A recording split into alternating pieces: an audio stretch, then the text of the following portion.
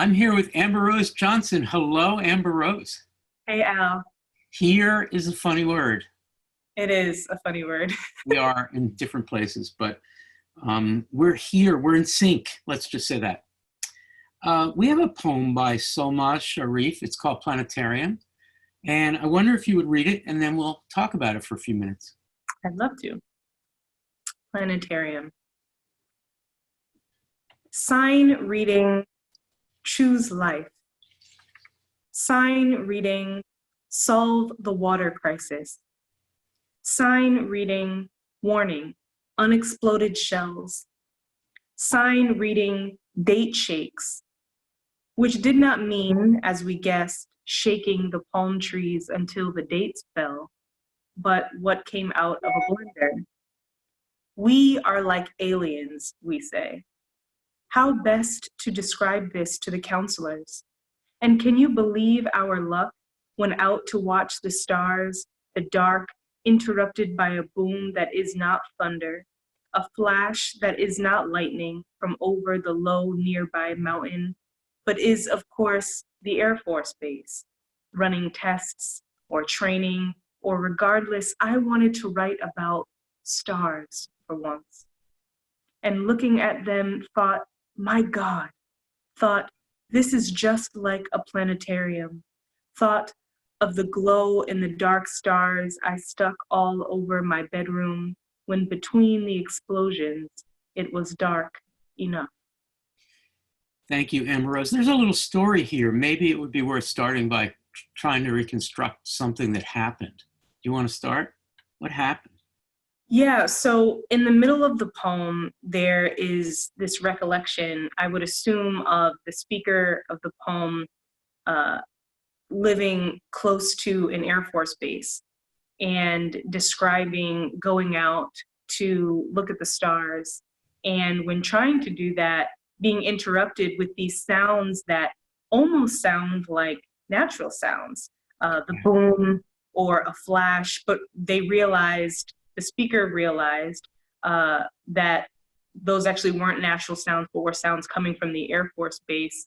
And it seems like that triggers another memory of being inside their bedroom and having the glow in the dark sticky stars that, you know, kids sometimes will put up on their ceilings. And in between the artificial flashes from the Air Force Base, being able to catch glimpses of these artificial stars. Wow, that's a great reading. So we have two artifices. One is the artifice of going out into the dark and trying to see the naturals, to see the stars. And the other is the artifice of the child creating a planetarium in a room, in the bedroom. And then in between that, sandwiched, the thing that poets have for hundreds and thousands of years thought that poetry could purely or naturally or originally be, which is the awe of the natural tininess of people. Right. So can you close read the line, I wanted to write about stars for once. Can you say something about for once? I love that. Yeah, I love that too. I think that you're right. There is this sort of, especially with poetry, there's this sort of romantic desire to write about the natural world, to kind of write about our small connection with greater powers, with greater entities. But especially for writers of color, especially for women writers, so often poetry ends up being kind of working out the things that make living really difficult. But that doesn't mean that romantic desire isn't there. So I find that for once being that sort of that longing for a moment of easiness, a moment where poetry can reflect something that feels grand and momentous and not so labor intensive. She goes out looking for that and is met with kind of a reinforcement of the things that make it difficult to write about stars in the first place. Right. It's a really what you just said makes me think that it's a really interesting take on the fate, for lack of a better word, of a writer who is always already necessarily politicized in the way she has to think of language. So, it would be really nice to be the kind of poet who, in quotes, can just write about the stars, but I can never get away from the obligation of hearing the Air Force, the military thing, or reading the signs. And that brings me to asking you a question about the signs. So, the poems we write, whether they're about the stars and nothing else, or whether they're about the artificial way in which we construct nature or have to, or respond to the military by having it sort of cloud out or darken our view of nature, poems are signs. And this poem begins with signs, a series of 4 of them that are all caps. And I suppose in the story, Amber Rose, it's like they went to this spot near the Air Force Base and they had to deal with all these signs, stay out or warning unexploded shells. But they're different. They're not the kind of signs you would naturally see. And the 4th of them is date shakes, which is a very strange sign if you would encounter it. And the poet makes it clear that her job, in a way, is to tell us what it meant or didn't mean, right? Mm-hmm. Which did not mean, as we guessed, maybe they were kids, shaking palm trees until the dates fell. Date shakes. It's just a nice poetic reading that a child would do of a weird sign. So would you talk for a minute about the signs and why they fit this poem? It's a funny way, interesting way to start. Yeah, I spent a lot of time thinking about these 4 signs because they're very different. I wouldn't imagine that you see these signs together, right. But I think that the connection for me is in the kind of human desire to proclaim something, to take a stance and to say something. Right. So choose life being a highly politicized, phrase that has to do with the rights to abortion or the argument against abortion, solving the water crisis. That could be speaking to global water scarcity. And with me based in the US, I'm thinking about places like Flint, Michigan that have been without clean water for, 6 years. The warning exploded shells to me is very much kind of like the Air Force Base, about the presence of the military industrial complex, about war remnants, and those continuing to lurk and, potentially harm people. And then we get date shakes, which to me is sort of about a locale, maybe thinking about California. I know that this poet spent some time in California. And that one seems kind of totally different than the rest, but again, is about proclaiming something, is about drawing someone in for some reason. And then I think the rest of the poem we could think of as its own sort of sign. Well, and she has some fun with it too, Amber Rose. She figures, well, it didn't mean, as we guessed, shaking palm trees, date, palm, but what came out of a blender shakes, so she's sort of playing with how you read signs.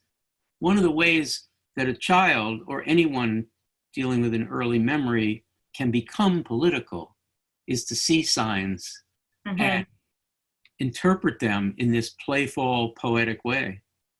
All right. Well, yeah, and I love the line that comes right after. We are like aliens. Yeah.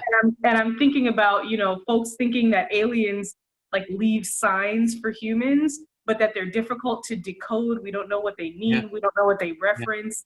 Yeah. And that could be kind of similar to the way a child, or even not a child, just someone unfamiliar with particular language, comes into contact with a sign or with a proclamation and then has to sort of try to decipher what it means. And none of those things are, totally given away. I'm able to define them in a particular way because of my context. Right. But each person has their own context. It strikes me as a brief hint of where we are. It doesn't matter, but I get this sense of being in Southern California or the Southwest in a flat, deserty place where you would encounter an Air Force base, where kids, there's a reference to counselors, one almost gets the sense that this is a memory from summer camp, And the idea of being in a space like this where you've gone way, way far out to see the stars. This is, of course, the place of aliens and UFOs. There's a certain milieu here that of weirdness and where are we, and then trying to find nature by going far away from the city. We wind up encountering, tests and training. All right, look, we only have time for one more thing. I wonder if we could talk about the ending. We're back in the bedroom. It's a childhood memory. It's kind of a classic, wonderful lyric poet move to go back to childhood, to the original awe, right? But in a Dickinsonian way, in the room, not outside. And then when between the explosions, it was dark enough. Maybe the two of us can figure how that ends. It's great. What's happening there? Explosions obviously referring back to the tests. Right. Yeah, I love that enough in the same way that you pulled out the for once. Yeah. I mean, I think this poem is very much speaking to, the kind of larger moment that we're in, where there's so much uncertainty, there's so much precarity, there's so much kind of violence, the presence of state surveillance and all of those things are kind of all around us. And many of us are looking for these kind of small moments when it's quiet enough, when it's dark enough, when we're able to hold on to enough peace to catch a glimpse of that wonder that we long for. Yeah. And it's so important to find those moments and mark those moments, as fleeting as they necessarily are, just because of the conditions. Yes. And so I find her kind of honoring this small blip where that wonder comes back. Mm-hmm. And for the poem to end on that note kind of leaves me feeling like, spending time with this poem is maybe one of those small moments too. Agreed. And this is really a great example of some strategies that are tried and true in poetry, particularly political poetry. The memory of the child, the desire to see the stars in a traditional way, framed by and inhibited by all of the disconcerting contexts, by a poet born in Istanbul to Persian parents, to Iranian parents, grew up and educated in the US, and really sort of helping us understand what typical poetic strategies can do to create, to represent these new kinds of contexts. And Dark Enough is a very, very both scary and sort of lyrically traditional thought at the end. Poems like John Ashbery's that always close off into the darkness at the end. This is one of those as well. Amber Rose Johnson, thank you so much for joining me for this. Thanks, Al. If you liked this episode, watch another and subscribe. And join us for ModPo, a free and open course at modpo.org.